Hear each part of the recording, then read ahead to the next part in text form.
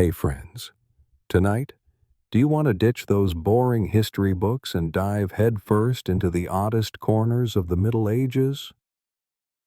We're about to explore a world thick with herbal smoke, a world where people in olden times made their minds float on the strangest substances. How did they get high to forget a world full of muck?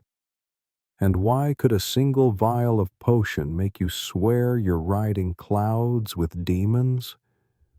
Things are about to get wild. Can you believe it? Before we plunge in, hit that like button and subscribe, only if you think these secrets are worth hearing. Then drop a comment telling me where you're watching from, Chicago, Austin, or any corner of the globe, and what time it is for you right now. It's so cool to see you joining our adventure from everywhere. Now turn off the lights, turn on the fan for a little cool breeze, pull the covers up tight, and get ready to embark on tonight's journey. Let's go. When you picture the Middle Ages, you're probably imagining a grim choral of bearded monks, the Black Death lurking in every alley, and mud-soaked potato fields. But behind that dusty curtain of history were real people, not knights or kings, but ordinary two-legged creatures, dangerously curious, who'd glance at an unmarked vial and think, what happens if I stir this into my mulled wine? And honestly, who could blame them? No electricity, no morning coffee, no antidepressants. Entertainment was limited to watching chickens fight, or guessing how long your neighbor could dance before collapsing, after eating moldy bread laced with ergot. So if someone whispered, "Hey, there's a mushroom that'll make you forget feudal life for a few hours," would you say no? Or would you just pop a few bites and see what happens? Contrary to the modern assumption that back then everything was pure, the idea of using substances to temporarily vanish from a miserable existence was perfectly common. Altering one's state of mind wasn't called getting high. It was labeled more elegantly as divine inspiration, pain relief therapy, or in extreme cases, oh dear, doctor's orders. Depending on whom you asked, these concoctions came from herb-growing monks, itinerant healers, or a suspiciously smiling witch.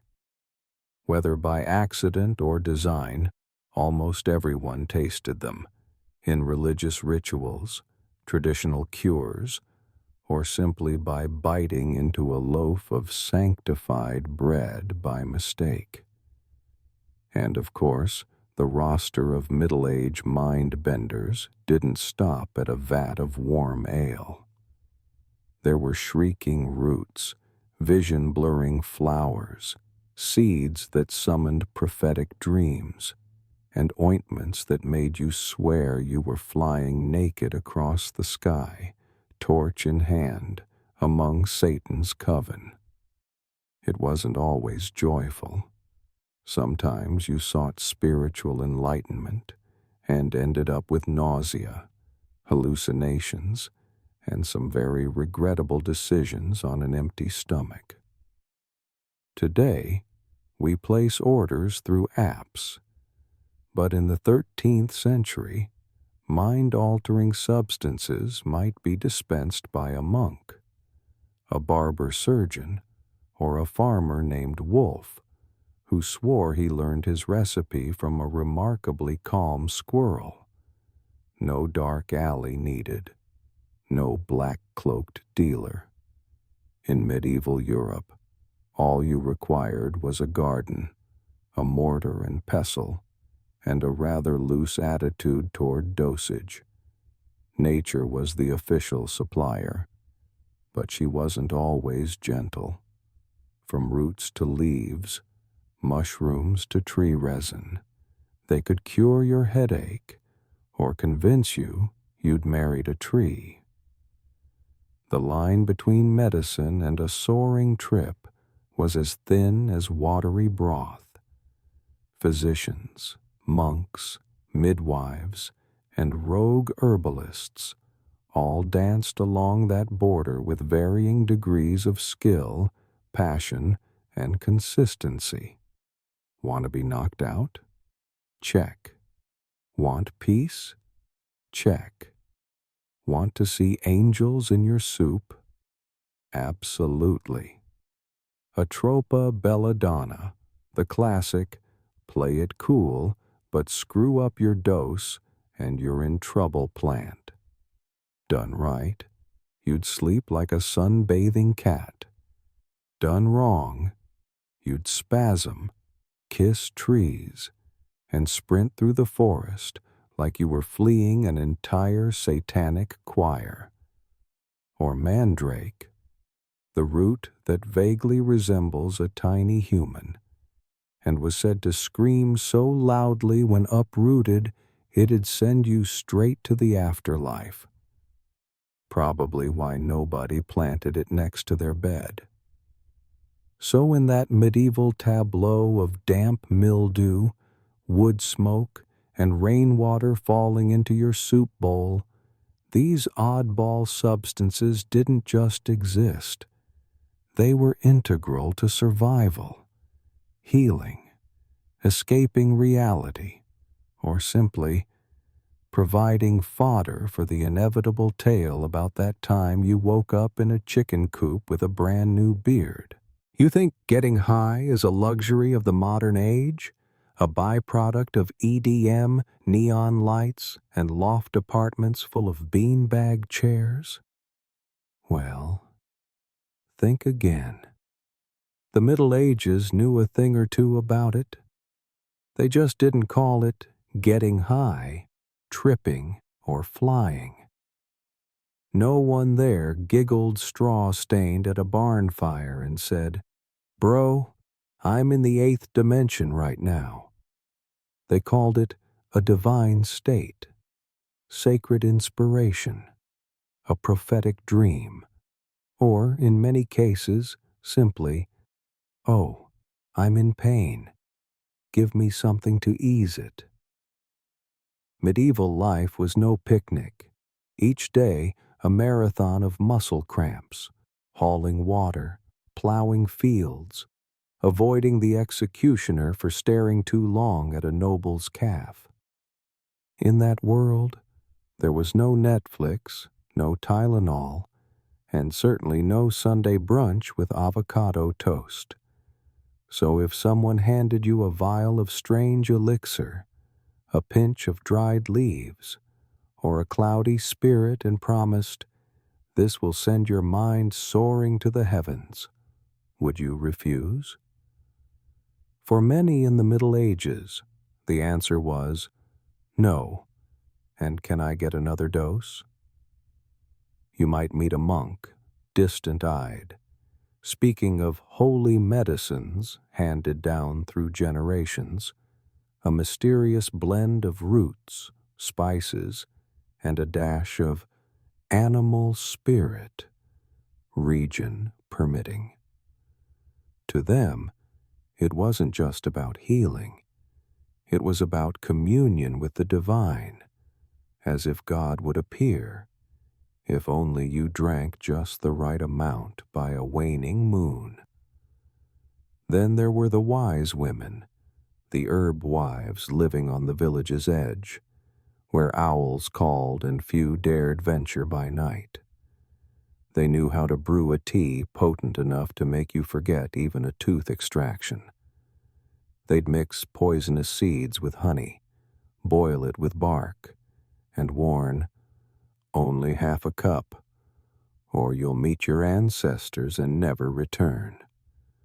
And then, the unwitting participants, like the hungry farmer who spotted a mushroom growing by a rotting stump and thought, "That looks tasty." Minutes later, he swore he heard the chickens reciting Latin, and was certain the apple tree was smiling. Such accidental adventures were not rare. There was an entire folklore about mistaken bites leading to unsolicited mind trips. And you know what? Whether monk, herb wife, or unsuspecting farmer, they all sought the same thing, a momentary escape from a world of mud, misery, and the mundane. They lived in an age where the part-time blacksmith doubled as a barber surgeon, and medical advice often boiled down to bleed out the bad humors. In that context, sipping a tea that carried you flying across harvest fields with spirit companions sounded perfectly sensible. What about the mind-benders of the era? They weren't neatly bottled with warning labels. They sprang from forest edges, from apothecary gardens, or, occasionally, from your morning loaf. Chief among them was ergot, a parasitic fungus on rye. Eat it, and you'd see colors no artist had dreamed, or believe you were the last dragon of the Ice Age. Some substances were used deliberately. Henbane, belladonna, the red-spotted fly agaric mushroom, plants that made you dream, tremble, laugh uncontrollably, or lose your bearings in the most artistic way. They weren't meant for partying. They were meant to ease pain, break fever, induce sleep, or at the very least, help you forget you lived in a drafty wooden house where rats doubled as roommates. And here's the kicker. You didn't need to be a witch or a monk to partake. Depending on the region, these concoctions might come from your local physician, the midwife, or the baker who swore he learned the recipe from a remarkably clever squirrel. The tradition of healing and loosening the mind wove through every corner of life, from church rites to the day's final meal. Can't sleep? They'd hand you willow bark tea mixed with mandrake root. Feeling bleak? There was a herbal wine to open the soul. Just suffered heartbreak? A tincture guaranteed to erase your memories of love, vaporized into incense smoke. Yet, let's be honest, dosage was a rather relative concept. No prescriptions, no instructions, just vague warnings like, don't exceed a handful, which begs the question, whose hand? The herb wife's? The blacksmith's? Big as a bucket? Still, through it all, the common thread remained. In a damp, chilly, sometimes odd-smelling world, medieval people hunted down moments of relief, even if only for a few hours, even through a hazy, half-remembered dream, even if it meant sipping a root-scented brew. Imagine yourself standing in a shadowy, damp garden, where mist coils around the grass blades and the distant hoot of an owl drifts through the air. No electric lights, no soothing soundtrack, only the scent of wet earth, the rustle of leaves, and the creeping sense that one more step might send you trampling over something utterly inexplicable. From the earth, as if revealing an age-old secret, springs the deadly nightshade. It's easy to walk past without a second thought. It neither screams, "I'm dangerous," like the man-eating plants in horror movies, nor glows like some spectral mushroom. No, deadly nightshade is silent. Its broad leaves are deep, glossy green, shiny as if freshly waxed. Its blossoms open at night, bell-shaped, drooping, as though whispering secrets to the soil. And the people of the Middle Ages, without a single Google search to guide them, discovered that if you steep a bit of nightshade in your tea, it brings relief. A week-long toothache? A few drops of leaf extract, and you sleep that night like an uncursed prince. Stressed over the harvest tax? A dab of nightshade ointment on your forehead, and your worries melt away, even if, by accident, you smeared it onto your dog's eyebrow instead. But everything works only if you know when to stop. Deadly nightshade is like a friend with the soul of a sunset-loving poet, gentle, mysterious, and absolutely not meant to be consumed by the container. Just a tad too much, and you're no longer sipping tea. You're staring at a tapestry of vines whispering fairy tales. You close your eyes and find yourself dancing through the forest, not with a lover, but with a shadowy figure named Old Witch Charlotte. That's not all. Those who get a bit overzealous with nightshade are occasionally found chatting quite fondly with a broom, not in the let's clean the house together sense, more like, tell me about your childhood, dearest friend. It's no surprise medieval physicians called nightshade a double-edged sword. On one edge, healing. On the other, a one-way ticket to a trip where you might believe yourself the rightful heir to a kingdom ruled by talking cats. Yet, the Middle Ages still embraced nightshade, not simply out of lack of choice, but because it truly worked, when used correctly. Skilled healers carried it as their ultimate weapon in leather pouches, wrapped carefully in linen, always accompanied by a cautionary note. Just one drop, only if you're not in the middle of an argument. Of course, that caution was often ignored. A famous case, recorded in ancient manuscripts, tells of a nobleman convinced he was possessed, who swallowed an entire spoonful of nightshade. 3 days later, he awoke hugging a church statue, declaring it, "My queen." The villagers didn't know whether to splash him with cold water or petition to marry the statue to legitimize his devotion. Nightshade held no regard for social status. Peasants used it to sleep. Nobles used it to see beyond reality and beyond their balconies if they weren't careful. Monks sometimes used it in sacred vision rituals. In short, if you lived then, you'd likely have encountered someone blissfully certain they were conversing with a glowing squirrel. Remarkably, nightshade wasn't shunned as something evil. It wasn't hidden as a forbidden secret.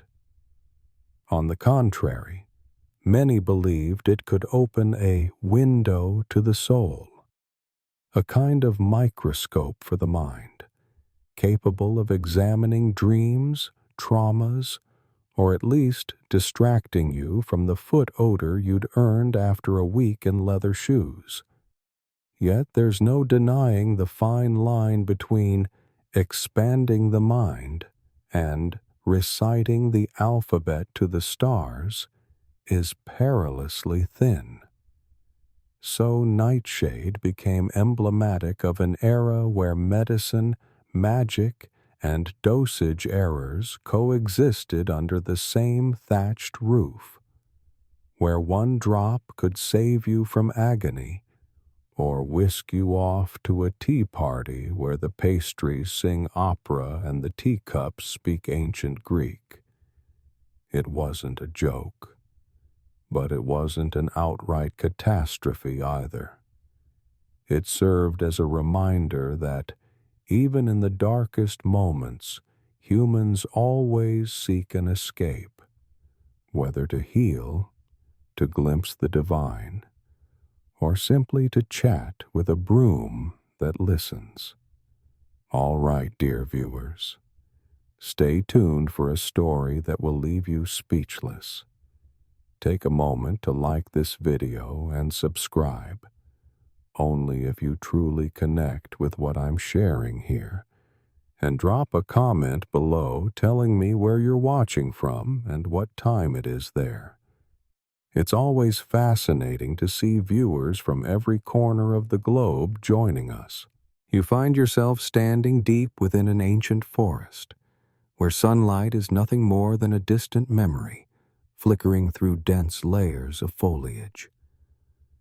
No human voice disturbs the hush, only the wind sighing through gnarled branches. The air is thick, heavy with moisture.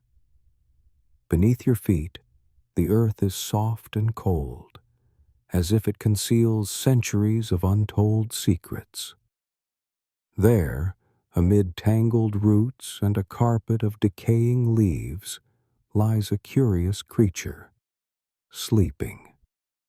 Not an animal, not a person, but the mandrake, a human-shaped root, spoken of only in hushed tones. Mandrake is unlike any herb you've known. You cannot simply pluck it, like mint leaves or sprigs of sage, because legend holds that if you recklessly pull it up with your own hands, it will scream. A scream not of wood or plant, but of a trapped soul. A sound said powerful enough to pierce the mind and bring you to your knees. No pain, no blood, merely a collapse, utterly silent, as if your consciousness has been wrenched from your body. The ancients believed it, so fervently that none dared to touch the root. Instead, they would bind a rope around a loyal dog's neck and set it free. The dog would yank the mandrake from the ground, and if the terrifying shriek sounded, it would be the animal, and not a human, who paid the price. Pause for a moment. Picture the scene. A trembling dog dragging the rope. A man standing back, eyes unblinking. Then, a cry, no one knows from where, echoing through the forest. Deep, hoarse, ripping like a heart torn from its chest. And then, silence. Once lifted from the soil, mandrake ceases to terrify. It becomes a tool, a potent herb to be dried, ground into powder, steeped in wine, or mixed into an ointment to induce sleep, dull pain, or usher you into strange, distant dreams. But that is only mandrake's daytime face. When the fire fades and the last drops of potion slip down your throat, what happens next is beyond control. You might sleep deeply, a long, peaceful slumber. No nightmares, no whispers. Yet you might also find yourself standing in a field that does not exist, where trees speak, where shadowy figures guide you through memories that are not your own. You might see a tree welcoming you into its embrace, and in your dream, feel your spirit soften.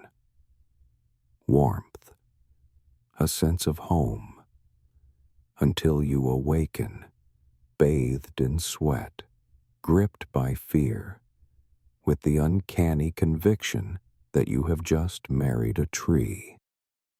Not literally, of course, yet not entirely unreal either. Such is mandrake's power. It does more than numb the body's pain. It touches something deeper, the human yearning for the sacred, or for madness. To some, mandrake is salvation. To others, it is a disaster in herbal form. There is no fixed dosage, no instruction manual, only whispered warnings passed down through generations. Be careful, this root remembers. But whatever it is, mandrake endures in humanity's collective memory as a symbol. Between agony and reverie, between healing and hallucination, there lies a gray zone where fragile boundaries blur, and people, desperate to escape reality, choose to step across. Not because they are foolish, but because they are desperate, and because some pains cannot be soothed by any medicine, save for a single dream, no matter how strange, distorted, or utterly mistaken it may be. You push open the heavy oak door. You step into a long corridor draped in red velvet. Candlelight flickers against the cold stone walls, casting glittering shadows that seem to whisper something very old, very secret. This is no ordinary house. This is a castle, and tonight there is a feast. At the far end of the hall, ladies in waiting prepare. Silk gowns are spread out like rolling waves, mirrors are polished with white wine, and somewhere between blush, ribbon, and amber perfume lies a small, carefully hidden vial. No label, yet everyone knows its name. Belladonna, a name that sounds both beautiful and ominous. Italian for beautiful woman. But do not let that sweetness fool you. Inside that tiny glass is the extract of deadly nightshade, a plant nature seems to have invented solely to remind humanity that beauty and death can dwell just one drop apart. One drop into the eye. You blink, your pupils dilate, your gaze deepens, darkens, and takes on a certain allure. In an age before mascara or pore-smoothing filters, belladonna was the beauty secret of the nobility. Big eyes, a dreamy stare, the instant effect of a muse across your complexion. But that beauty came at no small price. For belladonna was not mere makeup. It was medicine. It was poison. A razor's edge wrapped in purple silk. A tiny dose was used in medieval medicine to dull pain, to induce anesthesia, to help one sleep without minding the dull ache in back or head. Physicians of the Middle Ages knew this. They measured by eye, by experience, by a little prayer. Because if you slipped up, if someone, in an effort to be extra enchanting, overdosed even slightly, the story would no longer be her eyes, pools of nightshade. It would be, she talked to the wall for 3 hours straight. In some cases, belladonna users found themselves conversing with departed loved ones, and in worse cases, they never woke to recount the tale. You might ask, why take such a risk? But imagine, you are a 15th century noblewoman. No cell-reviving serums, no gyms, no photo apps. Only a candlelit soiree, pale smiles from the court, and a silent competition to be the one all eyes linger on. So belladonna was summoned. Some ladies never touched it. They feared the whispered hallway tales of a woman staring at the chandelier, believing it an angel, of a countess who slept 3 days straight after brewing her tea with the wrong leaves. Yet others, bolder, more daring, would not hesitate to drop that liquid into their eyes, hand steady. For there is something intoxicating about hidden danger beneath a velvet gown, something that compels those bound by ceremony and constraint to defy their limits, even if that limit is their very life. Belladonna became a symbol of beauty and daring, something that made you look as though you just awoke from a romantic dream, when in truth, you'd just come out of a wandering trance with no known destination. And of course, it wasn't only women who used it.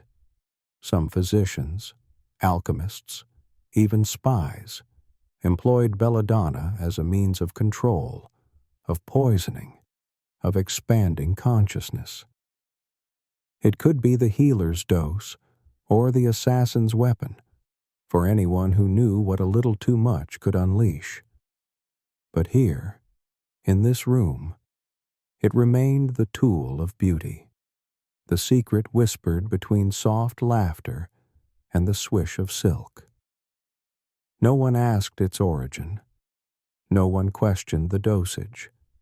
Only a glance, a nod, and a single drop. Tonight, beneath the glimmering chandeliers, someone will enter the great hall with eyes half-lidded, carrying an untold story within their gaze. People will marvel. They will wonder. They will envy. Yet no one will know that behind those widened eyes beats a heart racing faster, a mind slightly adrift, and a fragile hope that this dose is just enough to charm, but not enough to meet one's ancestors. You find yourself lost in a forest. Night has fallen. Not the kind of darkness you know in the city, where streetlights still glow on concrete. This is thick, living darkness, wrapping your neck like your grandmother's old shawl. Only this one smells of mildew and something dangerous. At the forest's edge, a small hut glimmers with light. It's not large, not cozy. Yet something makes you pause. Wisps of smoke curl from its crooked chimney.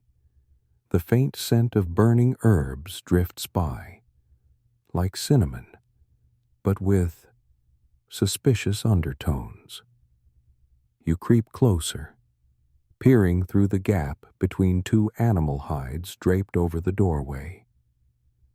Inside, an old woman with hair as white as gnarled roots whispers in a tongue no one remembers clearly. Her hand stirs a thick, glossy liquid in a tiny black iron pot. Not soup, not tea. Something uncanny. you have stepped into the realm of the flying ointment, one of the most terrifying yet absurd legends of the Middle Ages.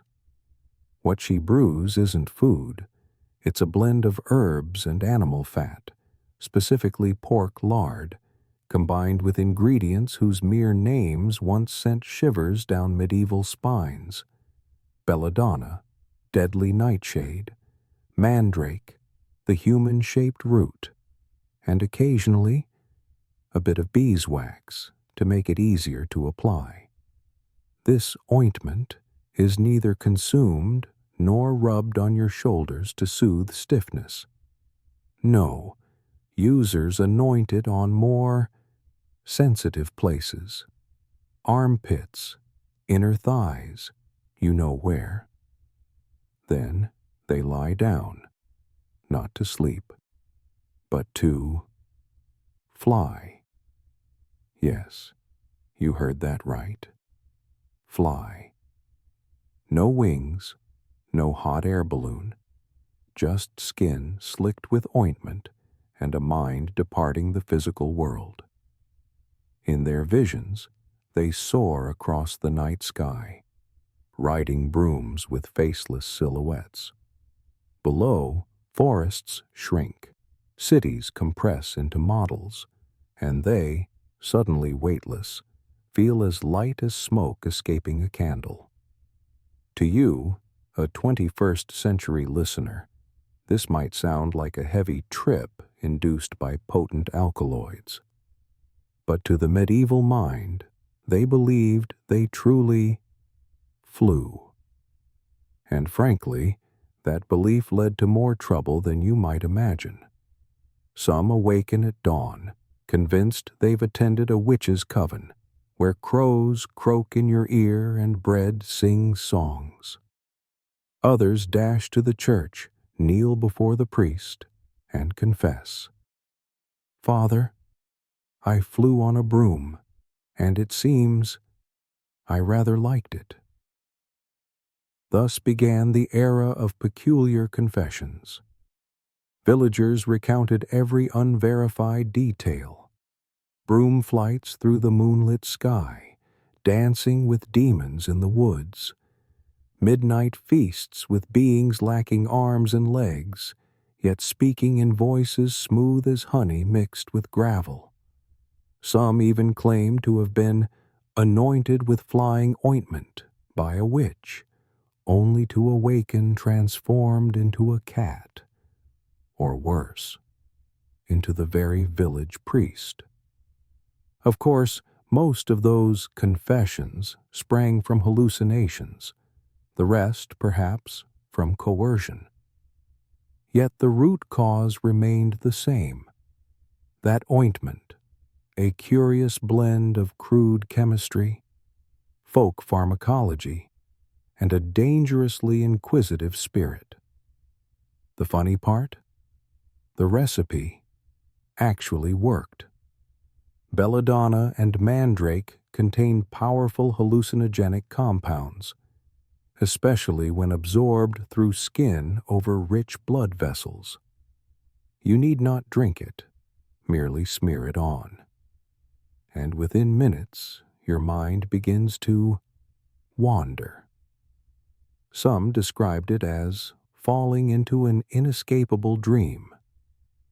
Others said, "It felt as though the world contracted, and I became the wind." Romantic, right? Until you realize those people were sprawled beneath tables, gasping and addressing a tree as though it were their grandmother, gone these 20 years. The witch, the ointment's brewer, is not always the wicked crone of fairy tales. Sometimes she's simply someone who understands plants better than most, a figure both feared and needed by the village. Needed to quell a raging stomach, to soothe the pangs of grief, and occasionally to escape reality, for a few hours at least. Thus, flying ointment became a gateway, not to heaven, nor, it seemed, directly to hell, but to a realm your mind conjures, one without taxes, without war, without laws, only wind, night, and broom shadows streaking the sky like whispered secrets. And when the sun rises, users awaken, heads pounding like hammers, vision blurred, mouths parched. Yet beneath it all lingers the feeling, I once flew, I once escaped, I felt free, even if only an illusion, even if only for one night.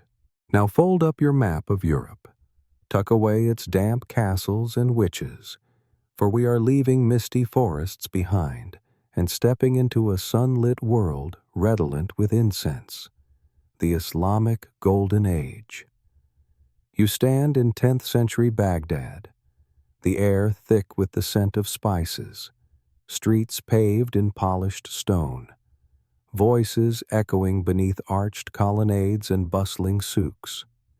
In grand libraries, scholars debate astronomy, mathematics, translations of Aristotle, while in quieter corners, wandering souls seek truth by a less scientific and equally enthralling path.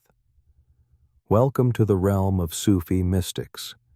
They don't merely read poetry, they live in it. They don't simply pray. They lose themselves in the swirl of consciousness, seeking the dissolution of self into the divine. And to aid this spiritual journey? Ah, yes, a familiar companion, cannabis.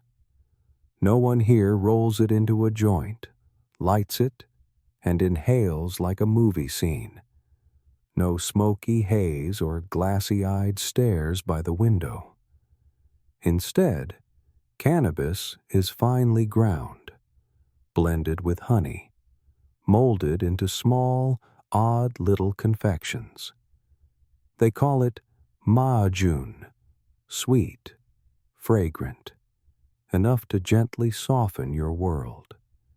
You taste a piece, the honey melts, and you wait.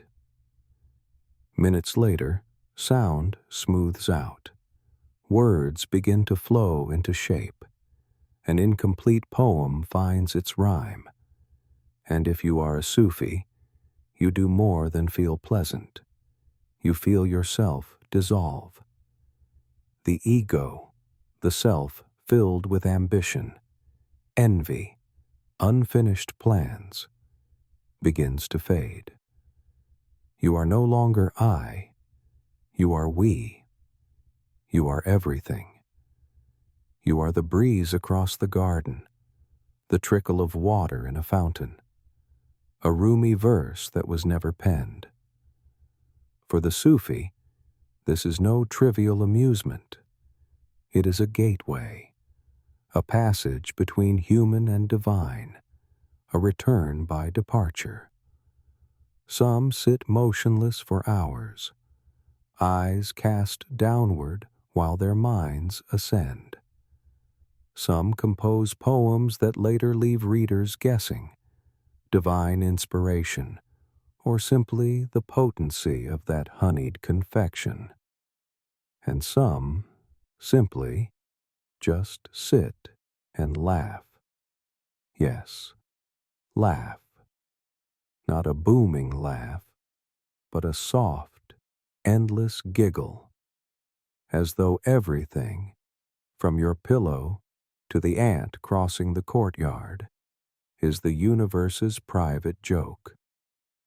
In quiet alcoves, where oil lamps dance on mud brick walls, you may find a mystic lying supine, finger tracing invisible circles in the air, whispering something about the light between breaths.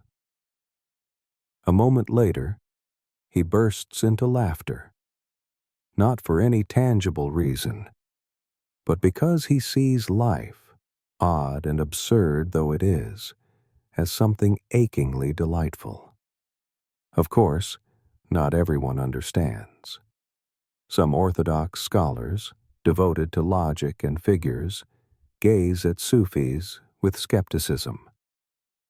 What kind of spirituality is that, giggling like children, they ask. But Sufis only smile and continue to savor their dream-sweet ma'ajun. Cannabis, for them, is not an escape. It is a means to enter. To enter a world without boundaries, where God is not above, but in every petal, every wisp of smoke, every grain of sand beneath your feet. Some use it to write, some to sing, some to spin in meditative dances until earth and sky merge into one. And throughout it all, they believe they are not intoxicated, but more awake than ever. Awake at last, because the ego has gone quiet, and existence has become as simple as a river flowing through itself. Yet it is not always so lofty. You may glimpse a monk in the garden, teary-eyed, clutching a pastry, recounting how he thought his teapot was a singing cat, or witness a sermon derailed when the preacher compares heaven to the lamb stew at the Western marketplace. Such is its nature, between the sacred and the absurd, between profound insight and inexplicable giggles. Sufis live in both worlds, and with one small confection, a cup of mint tea, and a soul with its windows thrown open, they wait. Not to flee the ordinary, but to find the divine in the ordinary itself, in the whisper of wind, the sound of laughter, and a small sweet melting on the tongue like the universe's soft secret. There is something both wild and serene about the region along the Black Sea. Hills roll endlessly, cloaked in trees, while bees toil over clusters of violet blossoms. Here, people keep hives not merely for sweet honey. They know that, in certain seasons, that honey becomes extraordinary. The locals call it mad honey. The name may sound charming, but the truth is far less gentle. This honey is made from the nectar of poisonous rhododendron flowers, a vibrant plant blooming across cliff faces in spring. Those purple and pink petals seem harmless enough, yet they harbor gray anatoxin, a compound that temporarily disrupts the central nervous system. When bees gather nectar from these blooms and return it to the hive, something strange happens. The honey thickens, its aroma sharpens, and when you taste just a spoonful, you begin to feel odd. At first, a light dizziness, a softness in your perception. Everything seems to drift more slowly. Some people giggle for no discernible reason.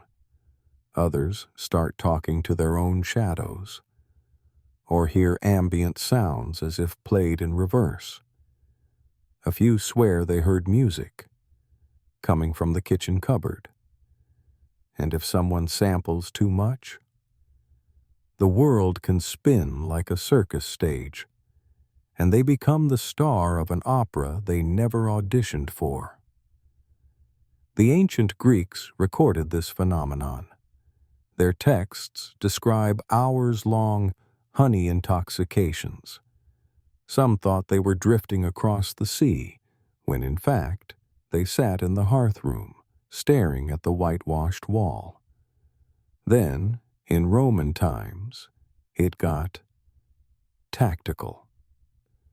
Mithridates VI, the famed king of Pontus, near the Black Sea, devised a use for mad honey that no one saw coming.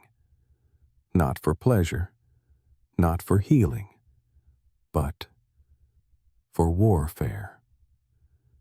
His soldiers left jars of honey behind as they retreated, knowing the enemy, hungry, tired, and craving sweetness, could not resist.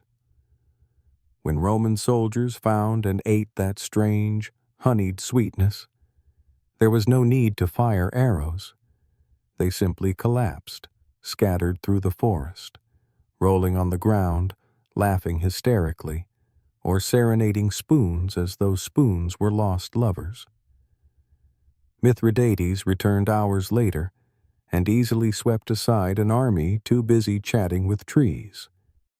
Nobody died immediately, but nobody could fight.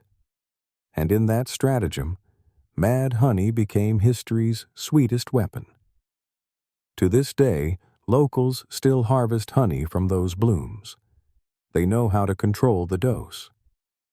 Some families keep a few jars for home remedies. A drop before bedtime can soothe pain. A spoonful melted in tea eases the feverish. But everyone warns, just a little, any more. Who knows what will happen? Countless oral tales persist, like the uncle who tried fresh honey and spent the night apologizing to every wall in the village for forgetting their birthdays, or the old woman who claimed she reunited with her late husband in a glass of milk.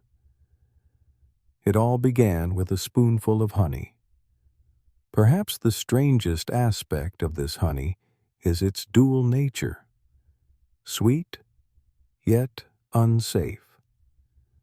It reminds us that nature harbors mysteries, that seemingly benign things, bees, honey, when combined with the right flower at the right moment, can become an entirely different dose of reality, much like people.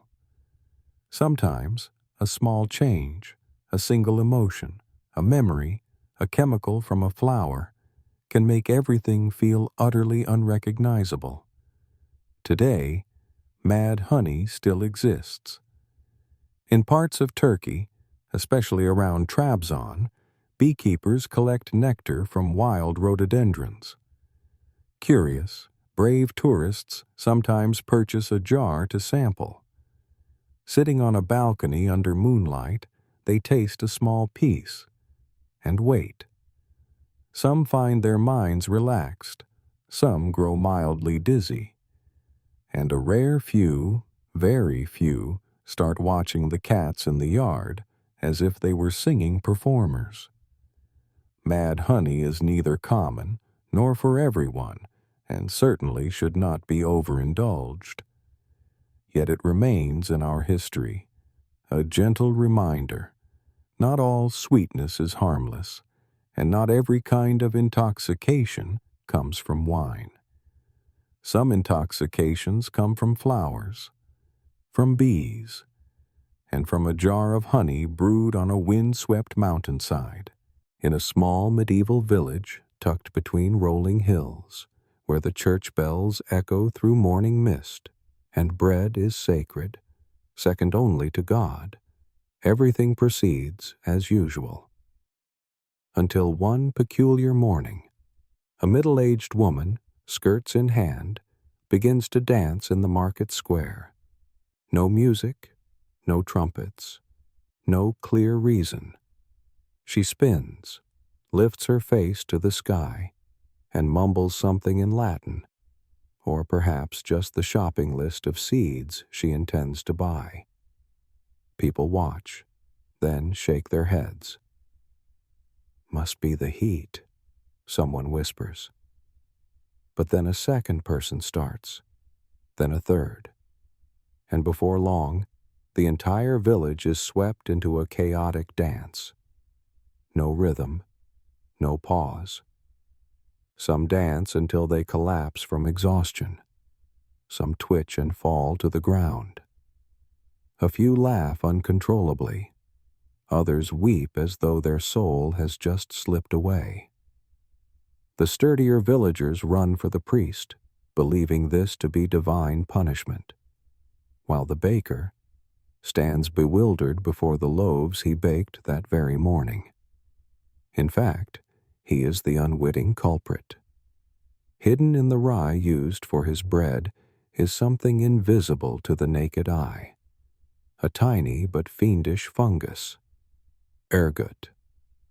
It lives parasitically on grain, shaped like small black claws, often mistaken for spoiled kernels, or worse, overlooked entirely. When ground into flour and baked, ergot does not perish. It simply lies in wait. And that moment arrives. At breakfast. One slice of bread, eaten on an empty stomach, and everything begins to transform. The eater feels nothing at first, but moments later, their eyes widen. Colors grow startlingly vivid. Their limbs feel light, then heavy. Some believe they are flying. Others stare at their hands, convinced they've turned into spiders. Some swear they've spoken with angels. Others believe the whole village has been summoned to heaven to dance in celebration. Sounds bizarre? Indeed. But dancing mania, also known as St. Vitus's dance, was a real phenomenon in medieval Europe.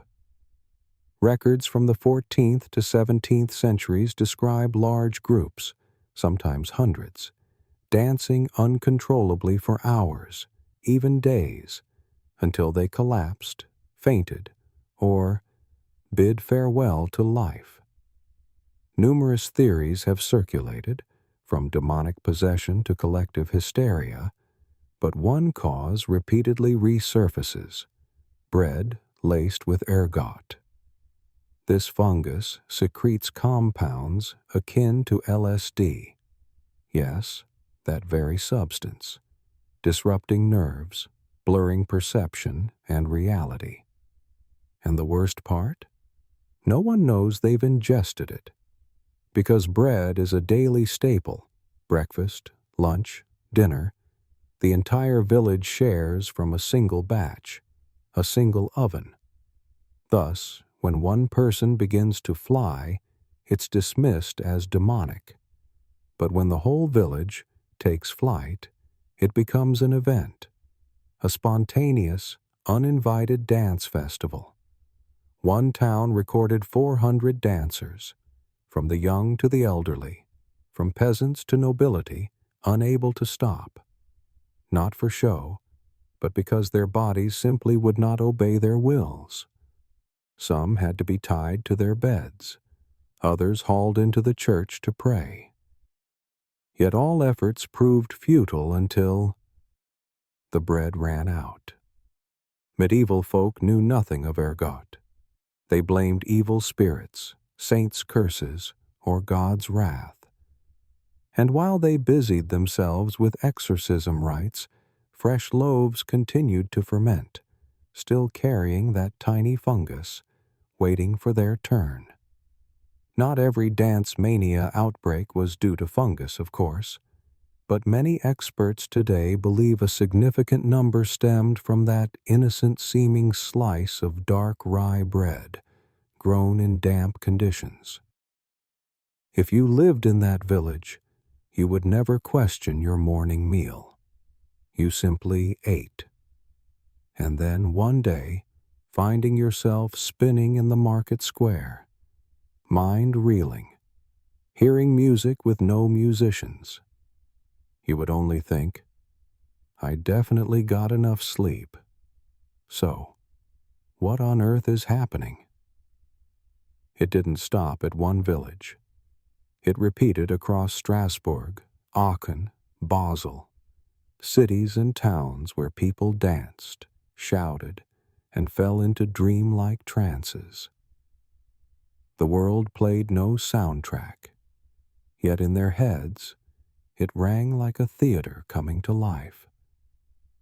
And somewhere, the baker scratched his head, surveying the loaves sold that morning, wondering, did I overdo it a bit? Overdue? Inside a small wooden tavern, Candlelight flickers from a lone taper set in a warped iron dish. The tables and chairs sit askew. The floorboards creak under each step, and the air is thick with smoke, sweat, and something faintly sweet, slightly sour, utterly indescribable. Yet you will grow accustomed to it. Everyone does. At the room's center stands a large wooden barrel, amber liquid cascading endlessly into tankards, small beer, the medieval world's safest drink in a realm where water itself was suspect. Clean water was a luxury. Even in wealthy towns, the word sewer was unknown to discretion. Well water easily became foul. River water was, politely put, a communal soup best left undrunk. Thus, people turned to beer, from dawn, through noonday, into dusk, and long after, until only flickering candlelights remained. Not just adults, children too drank. Of course, not the high ABV ales of modern bars. Medieval beer was milder, lower in alcohol, richer in nutrients. Frankly, given their options, it was practically the healthiest smoothie of the day. A tankard of ale at breakfast, another after work, one more before bed. Thus people lived, labored, loved, quarreled, and made peace, all under the golden glow of a dark amber brew. But make no mistake, beer was more than a beverage. To medieval folk, it was medicine, a balm for aching backs after heaving stones, a means to forget looming winter and empty granaries, a way to ignore toothaches, blistered heels, even the absence of antibiotics. You might easily spot a limping peasant enter the tavern, nod in greeting, then order simply, "Give me something to make me forget I live in mud." The barkeep asks no questions. He pours and lets silence settle. Remarkably, in that half-waking, half-dreaming world, one group elevated brewing to a sacred duty. The monks. Yes, monks. In monasteries where prayers echoed day and night, where scribes copied scripture by the glow of stained glass. Those very cloisters also carefully recorded and refined beer recipes with near scientific precision. Why did monks care about beer? Partly because they needed something safe to drink under their austere diets. But deeper still, they viewed brewing as service to the community, a way to spread compassion, one sip at a time. Each barrel they crafted was a prayer, each recipe a hymn rendered in malt. Some monasteries gained renown. Pilgrims journeyed just to partake, not seeking salvation, but to taste a fresh brew believed to be the closest thing to heaven within mortal reach. Picture a portly friar, long beard, seated beside his fermenting vat, mumbling something, perhaps a verse of psalm, perhaps a hop infusion ratio, as earthen jugs fill the air with the aroma of yeast and malt. A living saint, if you asked him while sampling. Of course, not everyone drank for transcendence. Some sought merriment, some simply habit. And a few, despite knowing better, slipped a small cup into the chapel during interminable sermons. Beer, by then, was more than a drink. It was the soft soundtrack of daily life, a silent but essential presence. At birth, beer. At weddings, beer. At funerals, beer, poured to honor a life well lived. And strangely, no matter your station, porter, peasant, knight, or monk, everyone converged on one truth. The wooden mug brimming on the table, tilting gently as you speak, draining slowly over time. In that world, beer soothed every cry, empty stomachs, lost minds, even hearts aching without knowing why. And you cannot fault them. When water makes you ill, when the nights are cold, the beds are hard, and the labor never ends, a simple tankard of beer, however mild, feels like God whispering, "It's all right, my child, take a sip." Inside the cold stone church, light streams through stained glass windows, painting bands of red, blue, and purple on the gray flagstones. No one speaks. No one dares cough. Only the soft echo of footsteps, the whisper of robes, and, most notably, the smoke. Not kitchen smoke, not tobacco smoke. This is the smoke of slowly smoldering incense, weaving through the nave, swirling around the saints' statues, then drifting into the soaring vaults above. That smoke takes its time. It moves as though dancing, light, thin, and seemingly aware of its own destination. No one is surprised, for this is frankincense and myrrh, two precious resins burned in ritual to purify the air, to banish evil, and, no less importantly, to make you feel quite sublime. You enter the church, your head slightly heavy, your stomach hollow after a day of fasting. You inhale deeply, and suddenly you feel weightless. Your worries slip off your shoulders like drops of wax falling from a candle. The choir's song echoes from above as though sung by angels.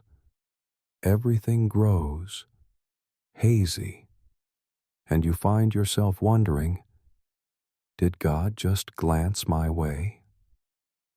In that moment, there is no hunger, no chill, no doubt.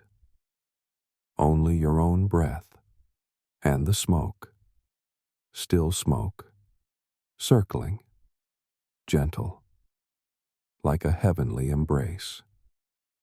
Frankincense from the boswellia tree, and myrrh from the commiphora tree are no strangers to ancient cultures, from Egypt to Rome to the Arab world. Yet in medieval Europe, they took on a special role, a bridge between human and divine.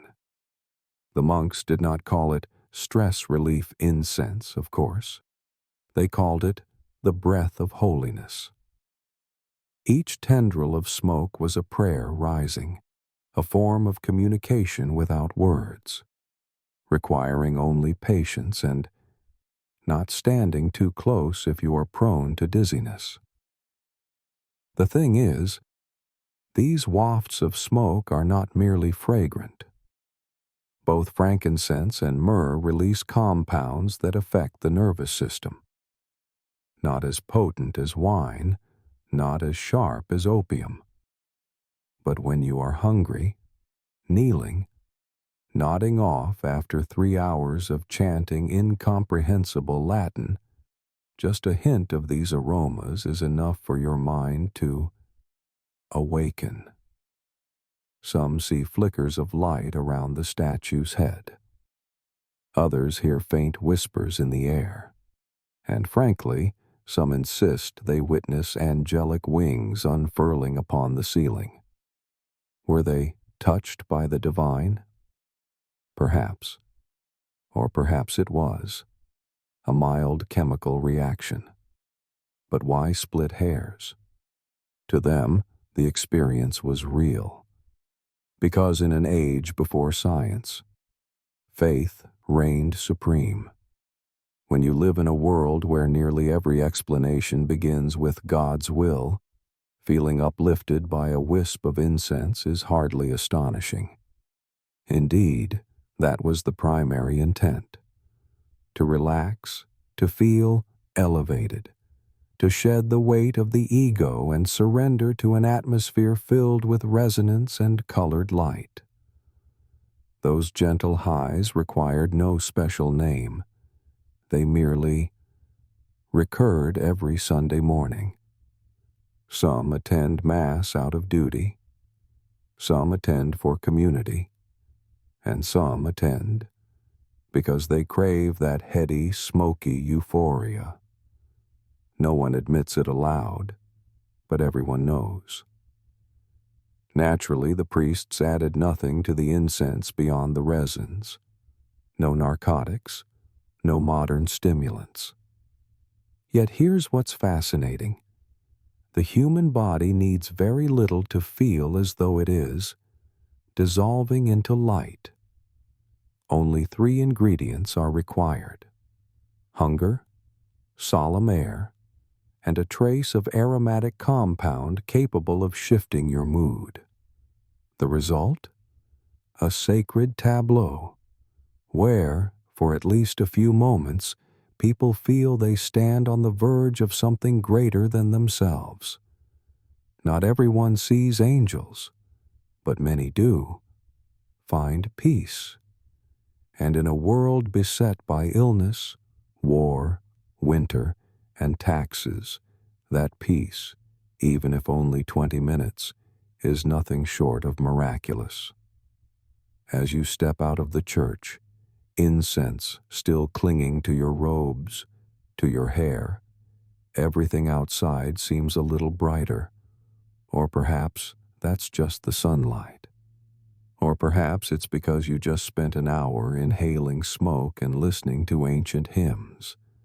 But you smile and think, perhaps God did hear me.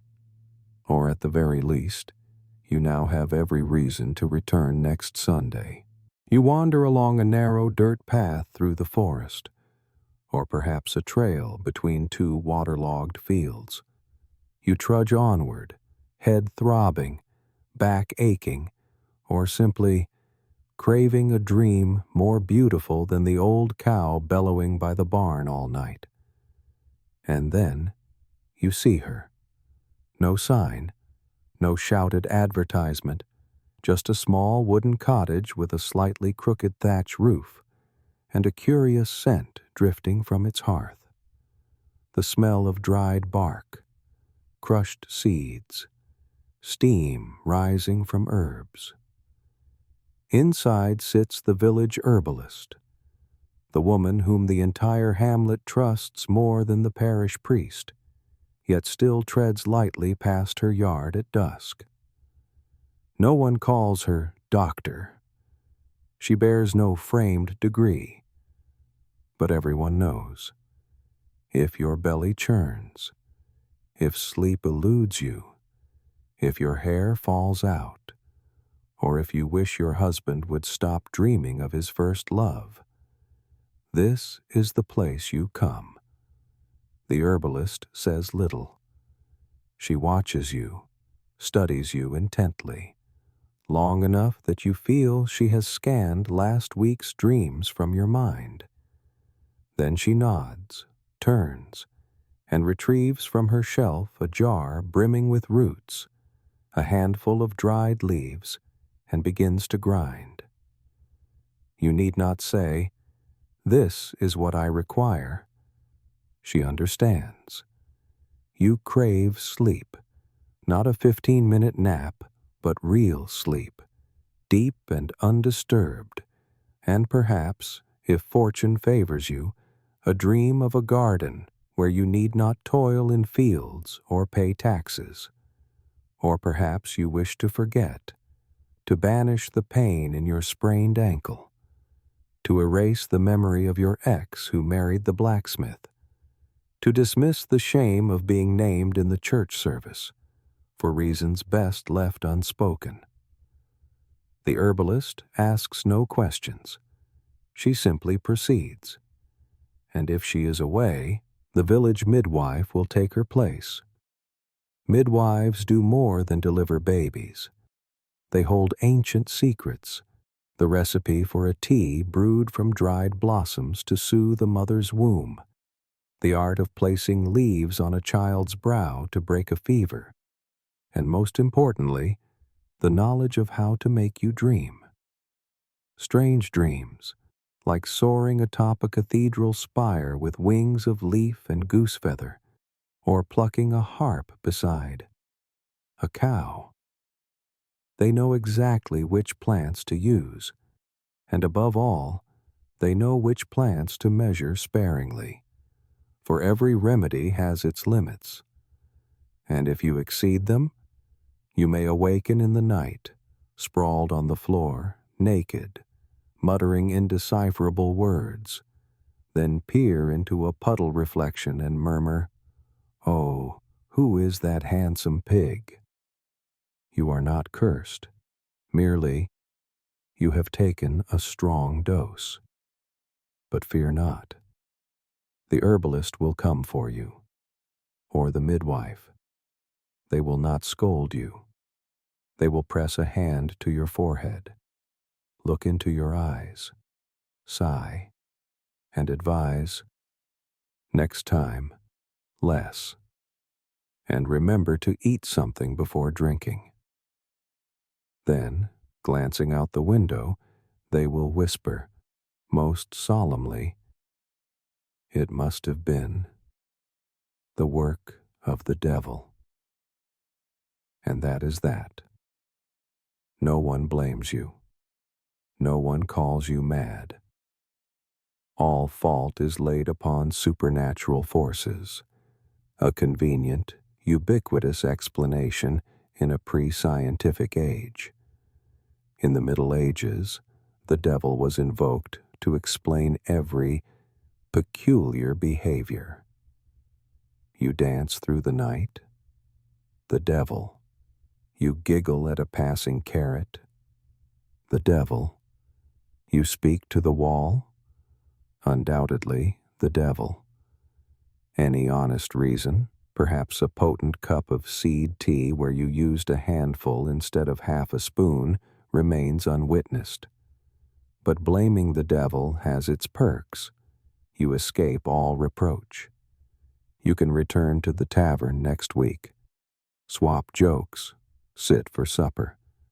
And if someone mentions that you once knelt to propose to a teapot, you shrug and say, "I was possessed. The herbalist told me so." And everyone nods, for they too once wandered. No one laughs at you for long. In a world devoid of modern medicine, with no terms like mild psychosis or herbal hallucination, herbalists and midwives stood as gatekeepers between reality and dream, between aching flesh and a mind longing to float free, just a little, and come back whole. You know not where they learned their art, perhaps from their mothers, from a grandmother dwelling in isolation, or from years of observing nature, failing a few times with enough pain to remember forever. Yet, you trust them, for they understand. They do not view you as a patient. They see you as a human in need of solace. And should you return one day, after a grievous week, and say, "I wish to dream I am a bird," the herbalist will not laugh. She will merely nod, fetch a vial from the shelf, and ask, "Large bird or small?" You stand before a gray stone church, its walls cloaked in moss, the steeple soaring into the leaden sky as though seeking heaven itself. In the air, the scent of incense ash mingles with the tolling of the evening bell, resonant, solemn, and laced with warning. Inside, priests pace with stern expressions, their long robes brushing the floor, their eyes sharp as freshly honed blades. They do not look at you, yet you can sense their gaze probing from the pulpit, as if they know you carry a pouch of herbal tea in your cloak, and within it, something forbidden. To them, anything that makes you glimpse angels or hear demons must surely not be of God. Any sensation of lightness, drowsiness, or, heaven forbid, excessive relaxation is suspect. And of course, should you glimpse a door of light after sipping a medicinal tincture, they will claim you have signed a pact with Satan. Their world is one of black and white, light and darkness, heaven and hell. There is no room for gray, where a dab of herbal salve can make you sleep more soundly.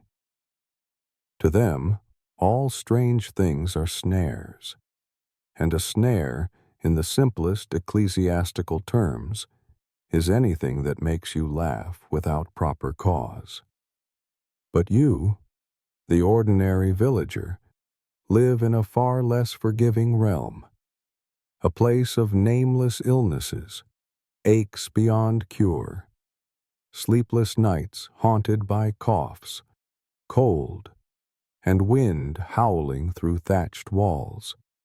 You have no physician, no prescription, and certainly no time to ponder if last night's dream was divine or sinful. You only know this: there is a tea brewed from dried rose petals and some root. Upon drinking, your breath eases, your eyelids grow heavy, and by dawn, you no longer feel as if the world is intent on grinding you to dust.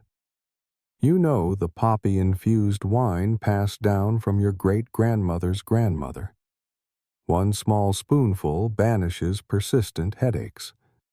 Not forever, but enough to cook your meal, wash your clothes, and refrain from scolding the children for spilling water yet again.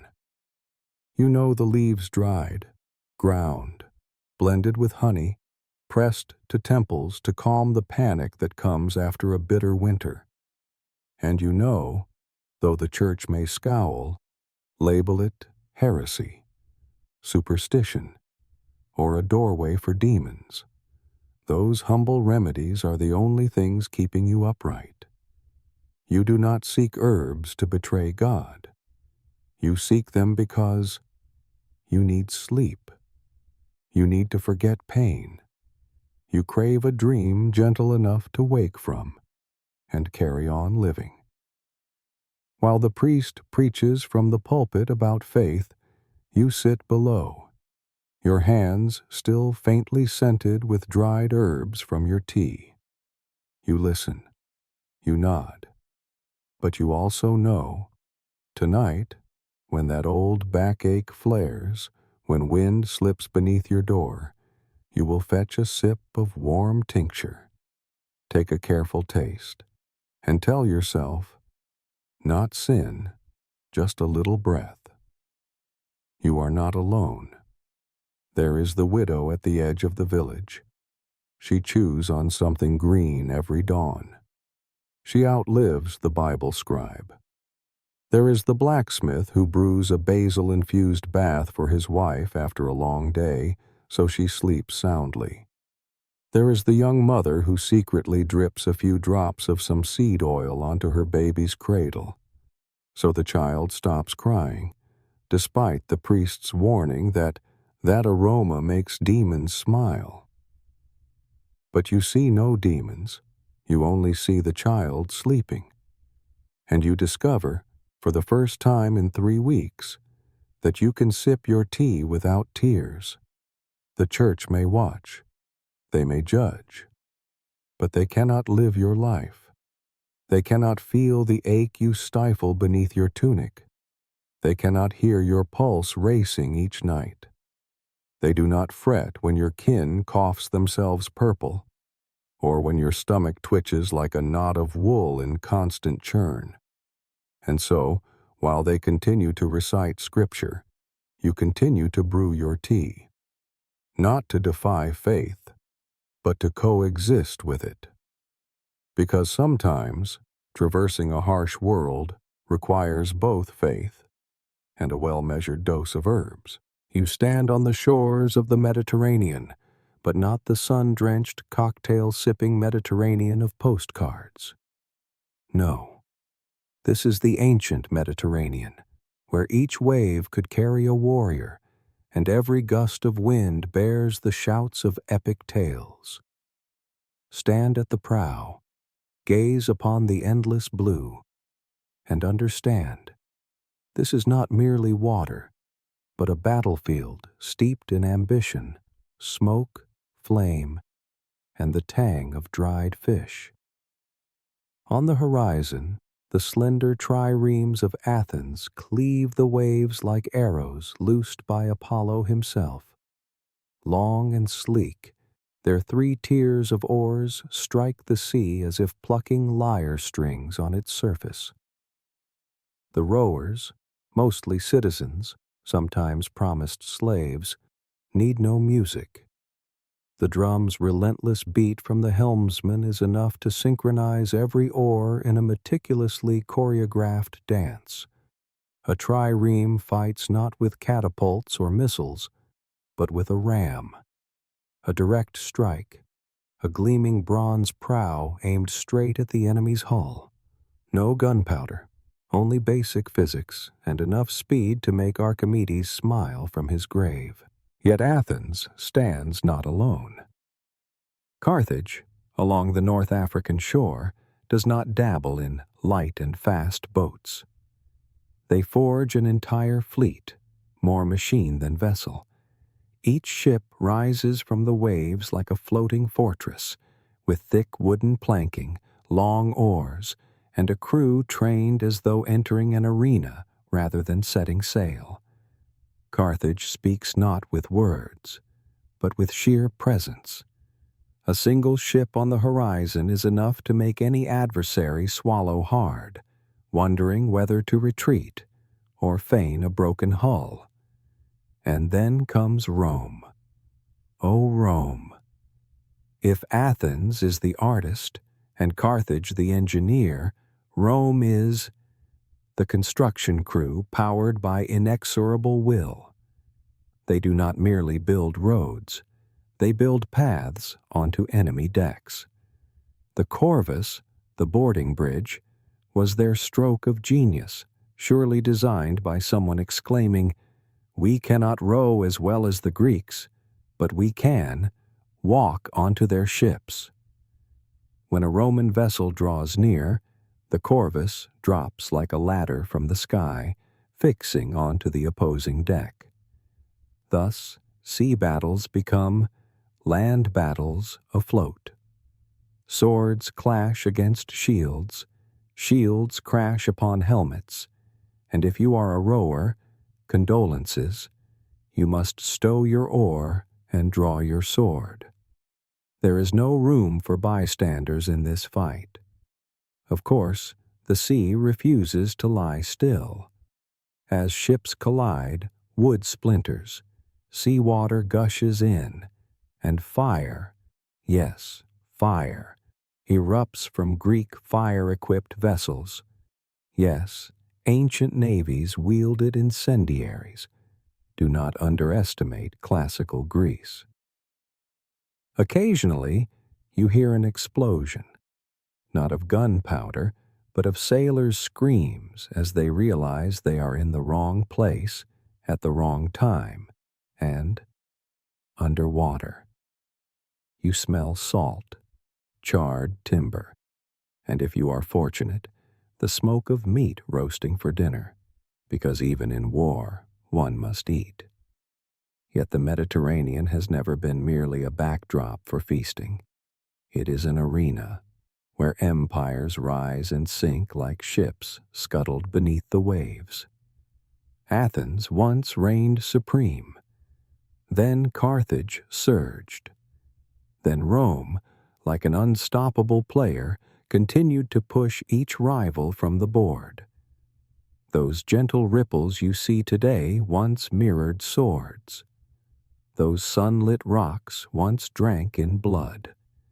And if you listen closely, you will hear the crack of timber, the warrior's battle cry, and a collective gasp when a ship, struck by a ram, fails to sink immediately, but merely lists slightly to one side. So next time you gaze at a map and see that ribbon of blue dividing Europe, Asia, and Africa, do not think of it as mere sea. Think of it as a stage. And on that stage, people do not dance. They fight with oars, with wooden bridges, and with the stubborn pride of an empire determined to remain the last one standing between sea and sky. You arrive in Persia, not the postcard Persia of golden deserts and turquoise domes, but ancient Persia at a turning point in history, where a boy nearly abandoned on a mountainside quietly forged an empire's future. His name was Cyrus. Legend tells that King Astyages dreamt his grandson, Cyrus, would overthrow him. Yes, dreams like that never end well for the protagonist. So the king ordered the child killed. But, as often happens to children destined for greatness, Cyrus survived. A herdsman sent to execute him could not bring himself to do it. Perhaps thinking, if I kill this boy, who will tend the cattle? Cyrus was raised in pastures, not palaces, his hand holding a shepherd's crook, not a sword. Yet his gaze betrayed him. No ordinary child's eyes. Even as a toddler, Cyrus became known as the King of Pretend, staging mock coronations where the other children were compelled to bow before him. When his grandfather learned of this, he did not rage. He realized that perhaps the dream was coming true. Time passed, and Cyrus not only escaped death, but was welcomed back into Media's court. And as destiny decreed, he grew to wield a real sword and lead a revolt. He defeated Media, then Lydia, then Babylon. But this is no tale of a ruthless conqueror. Cyrus was different. He did not come to raise and rebuild. He came to proclaim, "Worship your gods, return home, rebuild your temples, live in peace." His most celebrated moment came when he entered Babylon, one of the greatest cities of its age. No mass slaughter, no temples ablaze. Instead, he allowed the Jewish exiles to return to their homeland and rebuild the temple in Jerusalem. They, people who never forgot that mercy, called him the Lord's Anointed, an honor few receive, especially when you're not Jewish. It is here you encounter the Cyrus cylinder, a clay scroll inscribed with his rare words of compassion in a violent era. He did not boast of victories. He spoke of religious freedom, of imposing no faith upon his subjects. Even those outside his empire acknowledged he did not merely rule the land, he touched their hearts. Cyrus is precisely the sort of leader that confounds textbook writers. He gave them no fiery, sword-strewn finale. Instead, he left behind laws as gentle as a father's lullaby. Let them live and believe as they choose. His empire stretched from India to the Mediterranean, functioning stably without your typical mass executions. Conquered provinces kept their cultures so long as they did not rebel. Such a policy sounds surprisingly sensible in a world where rulers tended to speak with fire. No one knows what Cyrus dreamed each night, but if one were to guess, it was likely of a vast yet peaceful realm, where he need not be the king to be feared, but the one remembered for forgiveness. And the truth is, thousands of years later, the lines on the Cyrus cylinder still move many to tears, a feat few other royal monuments achieve. Thus, you see not just a Persian king riding across the desert. You see a boy once nearly forsaken who became a symbol of mercy. You see that an empire's strength lies not in iron or blood, but in an open heart and the capacity to see the humanity in one's foes. If a humble shepherd boy can grow into a king who moves an exiled nation to gratitude, then you see, anything is possible for your tomorrow. You stand in a vast hall of mirrors, every lock of hair reflecting an age long past. You reach up and brush your own hair, and suddenly, an entire history unfolds in a single strand.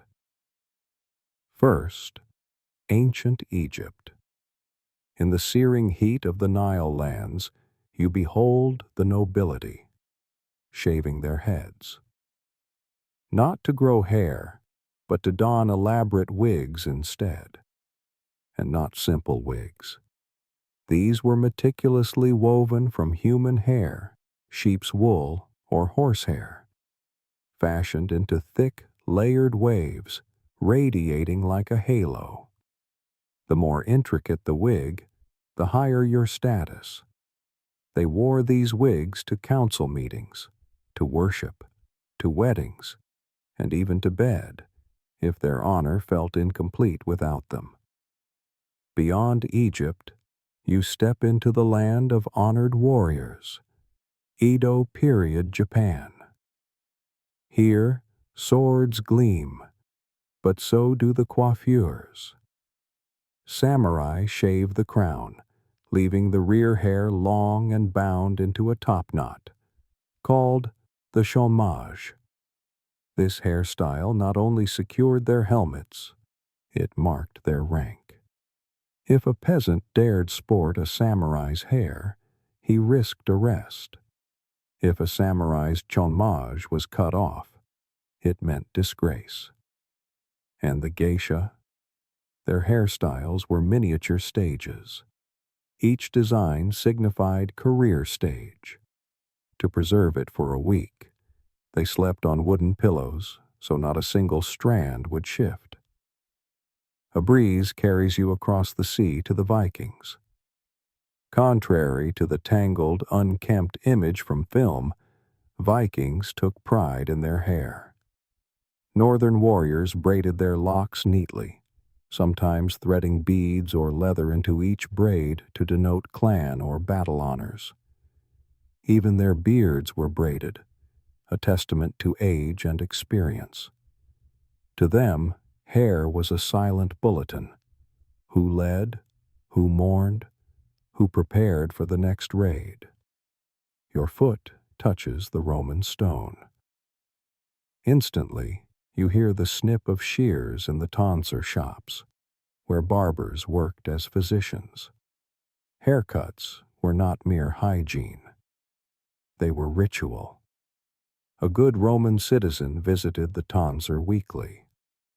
The empire of hairstyles began here, when Emperor Augustus sported a neat, cropped cut. All of Rome followed. When Nero curled his hair in Hellenic fashion, the youth copied him. Hair became political speech. A new cut could herald a new regime. You drift into medieval Europe, where a woman's uncovered hair was taboo. Seen as a symbol of temptation, women covered their hair in public. Yet at festivals, they let it flow free, woven with ribbons and flowers, as if carrying spring across their brow. Meanwhile, men wore their hair to denote social rank. Monks shaved the crown, called the tonsure, to show humility. Knights kept their hair long, flowing over their shoulders, a sign of strength and freedom. From Europe, you move to Africa, where hair is not just hair, but tribal code, personal insignia. In many African communities, hair is braided into complex patterns, some indicating marriage, others mourning. Styles could even carry secret messages. During slavery, escape routes were woven into the braids. Each plait tells a story. Mothers braid daughters' hair across generations, binding not just hair, but bloodlines. Now, you traverse time to the modern era. The French Revolution's short crop declared, "I do not belong to the nobility." In the World Wars, women chopped their hair into bobs to work safely in factories. The 1960s afro was more than fashion. It was a black power statement. And if you were a rebellious youth, you grew your hair long. If you were a soldier, your head was shaved nearly bare. You pause in modern America. Here, each hairstyle carries meaning. A mohawk can signal rebellion. A buzz cut speaks of precision and discipline. Rainbow-colored hair proclaims, "I am me, and I am free." A little girl ties her hair in a sky-high ponytail for an exam because it makes her feel strong. An elderly gentleman strokes his thinning silver hair, a reminder that he still lives, still remembers days long past. Hair was never mere decoration. Hair is a bulletin board, a whispered message, a way for humanity silently to speak what cannot be voiced. And tonight, as you lay your head on the pillow, hair let loose, or bound, or bunned, or tousled, it remains part of the story that humankind has ceaselessly woven, one strand at a time. You witness hair become a weapon, not swords or spears, but a silent force atop the head, enough to make empires tremble. In an old quarter of Jerusalem, Jewish men wear long beards, not from cold or laziness, but as a declaration, a spiritual emblem of defiance against Roman laws that deemed facial hair uncivilized. To the Romans, beards were to be shaved for tidiness. But to the Jews, each whisker is a line of history, a reminder, to themselves and to their rulers, that some things cannot be forced into conformity. Venture west to a grassland plain, where the drums of the Gauls echo. Before charging into battle, Gaulish warriors sit solemnly, not to pen farewells, but to dye their hair. They smear their locks white with chalk, making them stand erect like porcupine quills, then unleash battle cries across the field. That sound is no lullaby. It is designed to cow the enemy. Their hair becomes armor, a symbol of intimidation. A white whirlwind atop their heads, roaring through the fray, and no foe wishes to face a horde of monsters with quills ready to strike like an impending blizzard. Across the ocean in Africa, the story of hair takes a quieter but equally strategic turn. In the dark days of slavery, when black people were chained and uprooted from their homes, they carried no luggage. Yet they carried memory and hid it in their hair. Women braided their tresses into maps, road signs, escape codes. An escape route, woven into the braids, a safe haven, encoded in a small bun at the nape. You think hair is mere decoration? To them, hair was a map, a pathway to freedom, a hidden hope in each strand. Cross the ocean again to the Americas, and indigenous peoples wield hair as potent symbolism. The Mohawk, for instance, shave both sides of their heads, leaving a narrow strip along the crown, ideal for battle and a bold proclamation. I am warrior. That style is not fashion, it is identity, a tribal call, a declaration to enemies. And if anyone mocks that look as strange, remind them 17th century European gentlemen powdered towering wigs half a meter high. Then discuss fashion. Back in France, in the city of light, hair became politics. During the French Revolution, your hairstyle could decide whether your head stayed on your shoulders. Royalists wore elaborate high coiffures, tied with ornate ribbons. Revolutionaries sported short, no-frills cuts. A lavish hairdo, amid the reign of terror, could land you in the guillotine line. Thus, a haircut was not merely for beauty, but survival. And sometimes, seeming ordinary was the safest choice. Fast forward to 20th century America, hair becomes a civil rights weapon. African American activists refused to straighten their locks.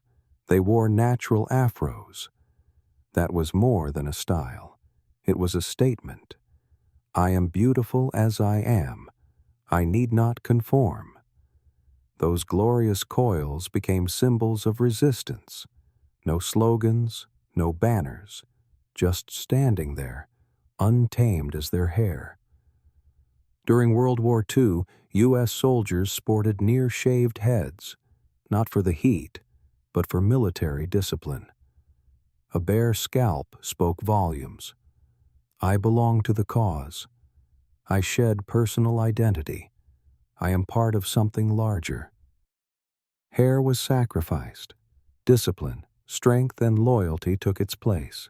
Then you meet the Sikhs of India. They keep their hair uncut from birth. They wrap it in turbans, each fold a vow. To them, hair is sacred, a mark of faith. A pair of scissors seen as sacrilege. Their unshorn hair stands for dignity, for the belief that the natural is the most beautiful. You traverse countless lands, you meet myriad people. Yet one truth remains. Hair is not just hair. It is what humans use to express themselves, from pain to belief, from battle to love. No one can fully command another's heart, but if you study how they wear their hair, you read a chapter of their personal history, not written in words, but in strands. Whether it is the Gauls' chalked quills, the slaves' escape map braids, or the Afro's proud revolt against white norms, each tells the same story. Hair is declaration. And in a world bent on making us all the same, keeping hair your own way is a small victory. And sometimes, that small victory is all we need. You return to your chamber. Moonlight peeks through the thin curtain, painting silver streaks on the worn stone floor. The air is cool, as though someone has gently wrung it through a layer of mist, and everything around you seems to slow. On the simple wooden table, your history book lies open, its pages rising and falling in the soft breeze, as if breathing along with you.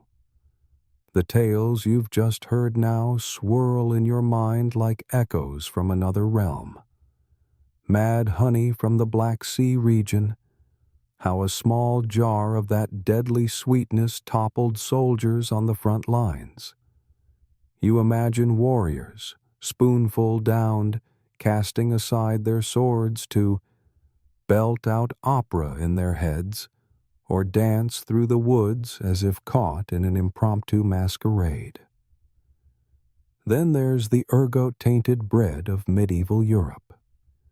You still shudder at the memory of an innocent peasant who, after one unlucky bite, screamed that his hand had turned into a spider. You can't help but laugh, picturing an entire village forming a ring dance beneath the moon, not from madness, but from an unfortunate batch of dough. You see yourself seated in a medieval tavern, where adults, children, monks, and blacksmiths alike raise their tankards of ale as if it were clean water, because indeed, it often was the only safe drink. You recall the sweet mead aroma, the incense rising from crude clay cups, and the relief in knowing that sometimes beer is not just beer, but pain relief, a soporific, and a reason to smile. Then you drift into the curling incense smoke of the ancient church. The frankincense and myrrh mingle like soft whispers from angels. You find yourself among long wooden pews, your head light, and you swear. You just heard laughter from the vaulted ceiling. No matter. Perhaps it's chemistry. Perhaps it's faith. But why choose one when you can have both?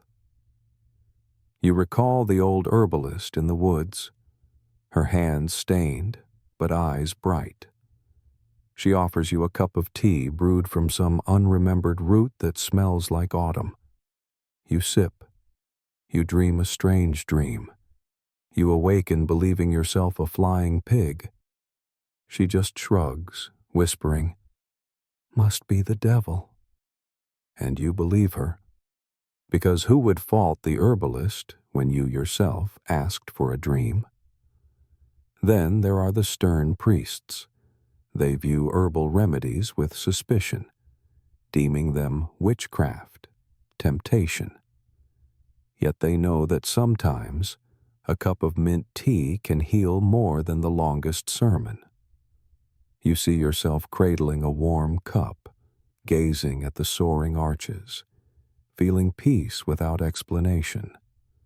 You cross the Mediterranean, witness ancient warships ramming through waves. Athens, Carthage, Rome, each empire finds its way to turn the sea into a battlefield. You hear oars beating in unison, the crack of wood under Roman boarding hooks, the soldier's battle cry. Yet even in chaos, you glimpse humanity's strange beauty, daring to conquer an ocean's expanse with mere wooden vessels. Great Cyrus emerges in your thoughts, clutching his clay cylinder inscribed with promises, not as a king of weapons, but of mercy. You read his words on religious freedom, on temple restoration, and see that the greatest power can spring from kindness. You nod, knowing a true ruler is not one who forces submission, but one who inspires loyalty. Finally, you remember hair. Yes, hair, once mere decoration, now a living declaration. The Jewish beard, the white-caked locks of the Gaul, the escape route braids of the African slave. Each strand now bears the weight of resistance, of wisdom, of hope. You lay your head on the pillow, your hand unconsciously brushing your hair, and you wonder what story you carry. Perhaps not of wars or mighty monuments, but simply that another peaceful day has passed. And now, as night wraps its cloak around you, and the moon still casts its quiet glow across your windowsill, perhaps it's time to loosen your shoulders, set aside all thoughts, and let history gently close the curtain on a long, tumultuous day. We've just wandered together down paths seldom told, where hair became a rebel flag, a secret map, a symbol of defiance against power. Tomorrow, you might gaze at your reflection and wonder, what story does my hair tell? Who knows, right? But right now, you needn't think so hard. Let your mind drift along the currents of strange tales, ordinary people who used their bodies, from a single strand of hair to a fleeting glance, to write chapters no history textbook mentions. And you were there with us from start to finish, a trusted friend, always ready for the next surprise. And if your eyes feel heavy, if your heartbeat slows to a steady rhythm, that's a good sign. Let the whispers of the past lull you into a peaceful slumber. Tonight, you may dream you are a Gaulish warrior with chalk-white hair, or an Egyptian monk pondering which wig to wear to the royal banquet. Before you drift off, I just want to say, thank you for journeying with us. Truly, viewers like you are why these stories are told with such care and with real passion. Don't forget to tell me in the comments where you're watching from and what time it is for you. It's always fascinating to see someone tuning in from around the globe, whether curled on a sofa in New York, wrapped in a blanket in California, or sipping tea in Texas. And hey, if you enjoyed the story, comment 1 for me. Just a small number, but it lets us know you're there and hungry for more. The more you support us, the more motivated we are to bring you new journeys, strange, sweet, sometimes absurd, but always worth remembering. Now, good night. Let history rock you with its melodies of time. See you on our next adventure.